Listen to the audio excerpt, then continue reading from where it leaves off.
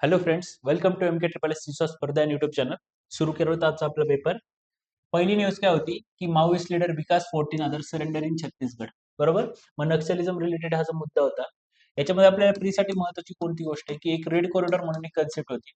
त्याच्यामध्ये वेगवेगळ्या स्टेट्समध्ये काही रिजन होता तिथे नक्सलिझम मोठ्या प्रमाणात प्रॉब्लेमॅटिक इश्यू होता. तर त्या जो कनेक्टिंग पॉईंट होता त्याला रेड कॉरिडॉर असं आपण म्हणतो. बरोबर. तर मग याच्यामध्ये आपल्याला माहित पाहिजे की रेड कॉरिडॉर वगैरे किंवा नक्सलिझम मेजरली कोणत्या कोणत्या स्टेट्समध्ये होता. त्याच्यानंतर बऱ्याच स्टेट्सने त्यासाठी एक स्पेशल फोर्सेस सुद्धा इंट्रोड्यूस केले होते की नक्सलिझमला काउंटर करण्यासाठी. तर त्यांची नावं काय होती, मग जसं आंध्र प्रदेशमध्ये काही इंट्रोड्यूस केलं होतं त्याला काय नाव होतं वगैरे. त्याच्यानंतर दुसरी गोष्ट म्हणजे की रिसेंटली बिहार जे राज्य आहे, आता फेब्रुवारीमध्ये बिहारला नक्सल फ्री म्हणून घोषित केलं गेलेलं आहे. बरोबर. तर मग हा जो पॉईंट आहे तो आपल्याला प्रीसाठी महत्वाचा आहे की विचारलं जाऊ शकतं की कोणते राज्य जे आहे त्याला नक्सल फ्री म्हणून अनाऊन्स केलं गेलेलं आहे. बरोबर. आता बिहार आपल्याला माहिती की रिसेंटली इलेक्शन सुद्धा झालेलं आहे. त्याच्यामुळे बिहार जे आहे ते न्यूजमध्ये आहे. त्याच्यामुळे लक्षात ठेवण्यासारखा पॉईंट आहे. आता हे झालं आपल्या प्रीसाठी लक्षात ठेवण्यासारखी पॉईंट. आता दुसरी गोष्ट म्हणजे इंटरनल सिक्युरिटीमध्ये जसं आपण म्हणतो की नक्सलिझम एक मेजर थ्रेट होता. बरोबर. मग आता आपल्याला लक्षात ठेवलं पाहिजे की नक्सलिझमचं प्रमाण राहिलंय किती, कोणत्या कोणत्या एरियामध्ये राहिले, त्याला काउंटर करायला अजून कोणत्या कोणत्या गोष्टी केल्या पाहिजेत. बरोबर. आणि दुसरी गोष्ट म्हणजे सोसायटीमध्ये विचारलं जाऊ शकतं की आता हे जे लोक आहेत, बरोबर, नक्सलिझम मधून ज्यांनी सरेंडर वगैरे केले त्यांना परत सोसायटीमध्ये इनकॉर्पोरेट करून घेण्यासाठी काय काय केलं पाहिजे, ट्रायबल कम्युनिटी पर्यंत पोहोचण्यासाठी काय केलं पाहिजे, ह्या गोष्टी सुद्धा आपल्याला सोसायटी वगैरे मध्ये विचारल्या जाऊ शकतात. पुढचा मुद्दा होता, पुढचं जे आर्टिकल होतं ते 16 finance commission Mrs and concerns. आपल्याला माहिती की आता 16 फायनान्स कमिशनचं अनाउन्स झालं होतं. त्याच्यामध्ये काही चेंजेस सांगितले होते. मग त्याच्यामध्ये जर आपण म्हणतो की व्हर्टिकल डिव्हॉल्युशन झालं, त्याच्यानंतर हॉरिझॉन्टल डिव्हॉल्युशन झालं. बरोबर. व्हर्टिकल डिव्हॉल्युशनमध्ये मेजरली काही चेंजेस केले नाहीत. त्याच्यामध्ये काही काही चेंजेस स्टेट्सनी डिमांड केले होते की ते 42% आहे ते वाढवलं जावं. त्याच्यानंतर ते 50% वगैरे पर्यंत न्यावं असं म्हणणं होतं. त्याचबरोबर जे सेस आणि सरचार्ज असतात त्याला डिव्हिजिबल पूलमध्ये इन्क्लूड करत नाही. पण ते इन्क्लूड केलं जावं अशी मागणी होती. पण 16 फायनान्स कमिशनने ती मागणी सुद्धा नाही मानली. मग त्याच्यानंतर हॉरिझॉन्टल डिव्हॉल्युशन असतं. मग हॉरिझॉन्टल डिव्हॉल्युशन म्हणजे म्हणजे स्टेट अंतर्गत किती डिव्हिजन झालं पाहिजे फंडचं ते होतं. बरोबर. मग हे जे हॉरिझॉन्टल डिव्होल्यूशन त्याच्यामध्ये काही चेंजेस झाले. ते जे ज्या क्रायटेरियावरती हॉरिझॉन्टल डिव्होल्यूशन केलं जातं त्याच्यामध्ये जे चेंजेस झाले की काही क्रायटेरिया काढून टाकले गेले, काही क्रायटेरिया नव्याने इंट्रोड्यूस केले. त्यांचं जे वेटेज होतं ते चेंज झालं होतं. मग ह्याच्याबद्दलची जी गोष्ट आहे ते आपल्याला माहित पाहिजे. त्याचबरोबर याच्यामध्ये काय सांगितलं की 14 फायनान्स कमिशन आणि 16 फायनान्स कमिशन याचं काही कंपॅरिझन केलेलं आहे. या ज्या गोष्टी आहेत त्या आपल्याला एक्झामसाठी महत्वाच्या आहेत. मग प्रीसाठी सुद्धा आणि मेनसाठी सुद्धा की फायनान्स कमिशनचा रोल येणाऱ्या काळामध्ये कसा असायला पाहिजे, त्याच्याकडून अजून काय काय एक्सपेक्ट केलं पाहिजे स्टेट्स बद्दल वगैरे, स्टेट्सच्या दृष्टीने या ज्या गोष्टी त्या आपल्याला मेनसाठी महत्वाच्या आहेत. पुढचं जे आर्टिकल होतं ते होतं की skill India as herculean challenge गलगोटी अँड ब्लंडर्स. जसं आपल्याला माहिती की आता जे आपलं एआय इम्पॅक्ट समिट झालं होतं त्याच्यामध्ये गलगोटियाचे जे युनिव्हर्सिटी होतं त्याच्यामध्ये काही ब्लंडर्स झाले होते. त्याच्यामुळे आपलं जे एआय समिट होतं, एआय इम्पॅक्ट समिट, त्याला काही गालबोट असं लागलं होतं. मग ह्याच्या अशा कंडिशनमध्ये एक नवीन मुद्दा निर्माण होतो की आपलं जे स्किल इंडिया म्हणून जे मिशन झालं होतं, बरोबर, त्याच्यामध्ये मग वेगवेगळे जे स्कीम्स होत्या, पीएम कौशल विकास योजना, त्याच्यानंतर प्रधानमंत्री कौशल विकास योजना होती, फ्लॅगशिप योजना, त्याच्यानंतर बाकीच्या जे स्किल इंडियासाठी ज्या वेगवेगळ्या योजना होत्या, एक मिशन होतं, त्याचा जो इम्प्लिमेंटेशन आहे ते कसं चालू आहे या गोष्टीवरती.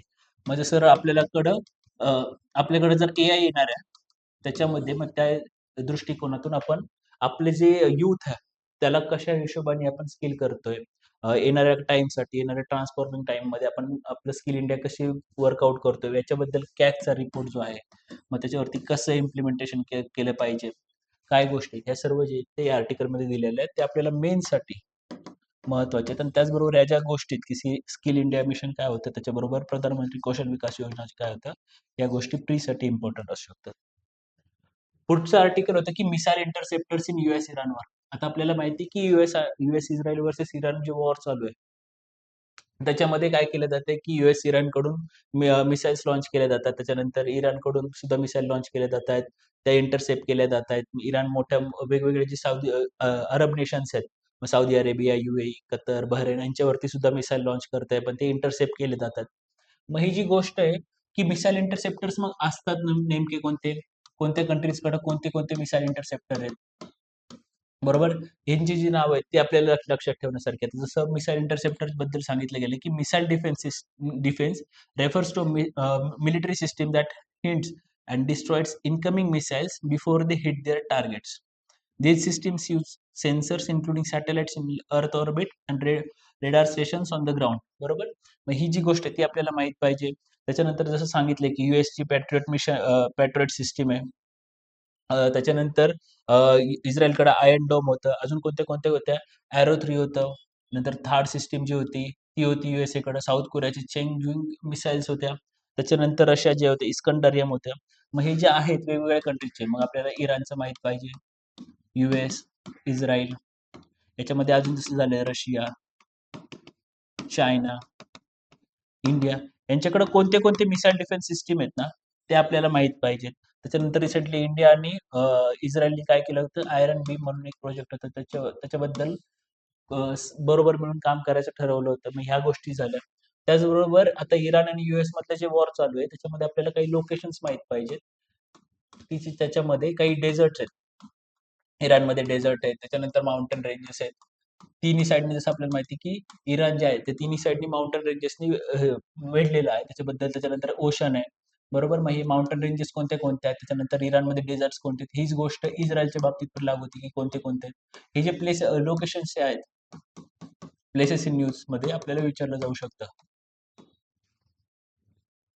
पुढची न्यूज होती की how do astronauts return from space and survive re entry.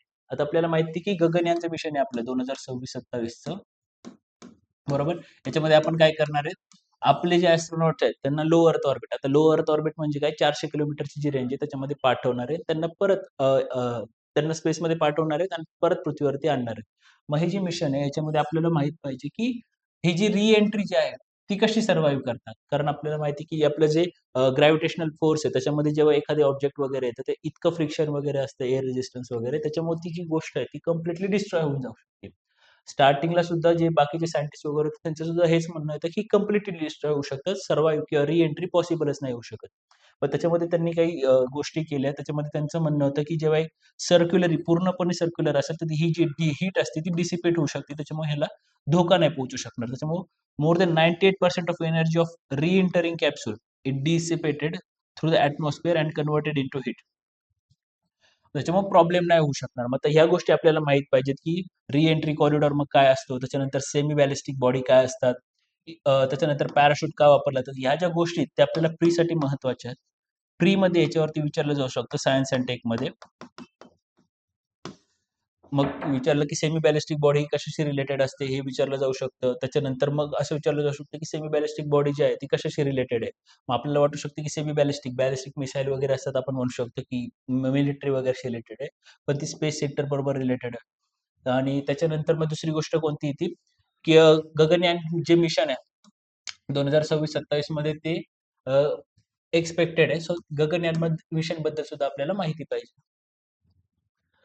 पुढची न्यूज होती की वाय key to coconut cultivation today is sustainability not productivity. आता आपल्याला माहिती की India is the world's largest producer and consumer of coconut. The domestic prices of coconut and tender coconut remain for higher than prevailing international prices, even though productivity per palm in India is already higher than in Sri Lanka, Philippines. आता जे गोष्टी आहेत की India जे आहे ते world largest producer पण आहे आणि वर्ल्ड लार्जेस्ट कंझ्युमर पण आहे कोकोनटचा. त्याचबरोबर इंडियाचे जे कोकोनट आहेत त्याच्यामध्ये त्याची जी प्रोडक्टिव्हिटी पर पाम ट्री ती सुद्धा खूप जास्त आहे बाकीच्या देशांमध्ये. ही जी गोष्ट आहे, ही जे दोन स्टेटमेंट आहे ते प्रीसाठी अत्यंत महत्वाचे. त्याच्याबद्दल प्रश्न विचारला जाऊ शकतो की कोकोनटच्या प्रोडक्शनमध्ये सगळ्यात जास्त ग्लोबली कोणाचं जास्त आहे, मग आपली प्रोडक्टिव्हिटी जी आहे पर ट्री ती सुद्धा जास्त आहे का, ती गोष्ट झाली, बरोबर. मग त्याचबरोबर आपल्याला विचारलं जाऊ शकतं की इंडियामध्ये कोणत्या कोणत्या रिजनमध्ये कोणत्या कोणत्या स्टेट्समध्ये ते तयार कोकोनटचं प्रोडक्शन घेतलं जातं, किती प्रमाणात जातं, कोणत्या स्टेटची जी रँकिंग आहे ती सुद्धा विचारली जाऊ शकते. त्याच्यानंतर जसे इथे दिले कोकोनट डेव्हलपमेंट बोर्ड, आपल्याला माहिती की टी बोर्ड वगैरे वरती प्रश्न विचारलेला आहे UPSCच्या प्रीमध्ये. सो कोकोनट डेव्हलपमेंट बोर्ड जे आहे त्याच्याबद्दल सुद्धा विचारलं जाऊ शकतं की त्याचं काम काय, त्याचं हेडक्वार्टर कुठे आहे, या गोष्टी ते कधी एस्टॅब्लिश झालं होतं. त्याचबरोबर कोकोनट जे आहे त्याच्यावरती कोणते कोणते डिसीजेस आहेत, डिसीजेस पसरतात ते सुद्धा आपल्याला लक्षात ठेवलं पाहिजे. त्याच्यानंतर पुढची न्यूज काय होती की MPCM releases gharials and turtles at Kuno national park. त्याच्यामध्ये काय काय एक्झामसाठी महत्वाचं आहे की घरियाल्स, त्याच्यानंतर टर्टल्स आणि कुनो नॅशनल पार्क. तर मग घरियाळ जे आहे त्याचं स्टेटस काय आहे, एंडेंजर्ड आहे, त्याच्या एंडेंजर्ड आहे, लिस्ट कन्सर्न आहे, काय आहे, त्याच्यानंतर इंडियामध्ये किती त्याची पॉप्युलेशन आहे, त्याच्यानंतर जी क्रोकोडाईल्स वगैरे असतात त्यांच्याबरोबर म्हणजे सिमिलर जे स्पेसिस आहेत त्यांच्याबरोबर कंपॅरिझन केलं पाहिजे की कोण मोठे असतात, त्याचे नंबर कोणाचे जास्त आहेत, मग ती सॉल्ट वॉटर आहेत का कसं आहेत, सॉल्ट वॉटर आहेत की फ्रेश वॉटर. त्याच्यानंतर टर्टल जे आहेत ते कोणते टर्टल सोडले गेले तर ते कुठं सोडलेत, ती कुनो जी रिव्हर आहे त्याच्यामध्ये सोडले गेलेत. मग कुनो नॅशनल पार्क काय आहे, कुठे आहे त्याचं लोकेशन, कुनो नॅशनल पार्क बद्दल अजून काही इम्पॉर्टंट ज्या गोष्टी असतील त्या सुद्धा माहीत पाहिजे की कुनो नॅशनल पार्कमध्ये आपण प्रोजेक्ट चित्ताच्या अंतर्गत चित्ता इंट्रोड्यूस केले होते भारतामध्ये. आता रिसेंटलीच आपण नामिबियामधून सुद्धा अजून काही चित्ते आणणार आहेत आणि तिथं कुठे करणार आहेत, कुनो नॅशनल पार्क मध्येच परत त्यांना रिइंट्रोड्यूस करणार आहेत. सो ह्या ज्या गोष्टी त्या एक्झामसाठी प्रीच्या दृष्टिकोनातून महत्वाच्या आहेत. पुढची न्यूज काय होती की thwarted Pak air strike attempt on Bagram airbase says Afghanistan. आता आपल्याला माहिती आहे अफगाणिस्तानमध्ये जे आहे ते बाग्राम एअरबेस होतं. आता युएसएने जेव्हा अफगाणिस्तानवर अटॅक केला होता तेव्हा बाग्राम एअरबेस त्यांनी डेव्हलप केला होता. प्रचंड खर्चिक आणि प्रचंड एक्सपेन्सिव्ह असा जो प्रोजेक्ट होता त्यांचा, त्याच्यामध्ये त्यांनी खूप मोठा असा बाग्राम एअरबेस तयार केला होता आणि त्याचं जे स्ट्रॅटेजिक लोकेशन आहे ते खूप महत्वाचं आहे. रिसेंटली डोनाल्ड ट्रम्प म्हणले होते की अफगाणिस्तानचे मध्ये जे तालिबान गव्हर्नमेंट आहे त्यांनी बाग्राम एअरबेस पुन्हा युएसएला हँडओव्हर केला पाहिजे. आता युएसएला तो कशासाठी पाहिजे, युएसएचं म्हणणं आहे की त्या बाग्राम एअरबेस वरून ते चायनावरती जे आहे, चायनाचे जे न्यूक्लिअर साइट्स वगैरे आहेत त्याच्यावरती कंट्रोल ठेवू शकतं. आणि त्याचबरोबर ते जे एशिया रिजन आहे त्याच्यामध्ये साऊथ एशिया रिजनमध्ये सुद्धा एक स्ट्रॅटेजिक आणि कंट्रोल पोझिशन त्यांना ह्याच्यामुळे मिळू शकते. त्याच्यामुळे त्यांचं म्हणणं होतं की अफगाणिस्तानने हा जो एअरबेस आहे जो युएसएनेच डेव्हलप केला तो त्यांना परत दिला पाहिजे. पण तालिबान गव्हर्नमेंटने ही जी गोष्ट होती ती डिनाय केली होती.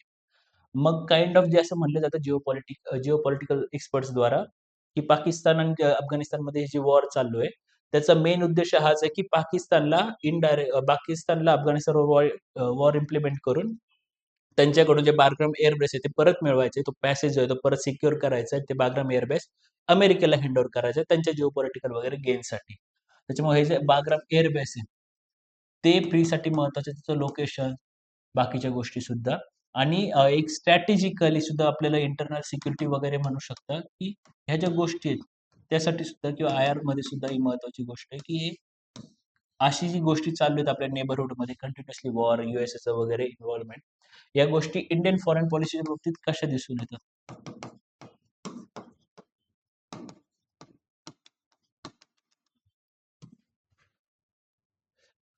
एक वोल्कॅनो होता, Volcan de Fuego erupts as seen from Alotenango south west of Guatemala City on Sunday.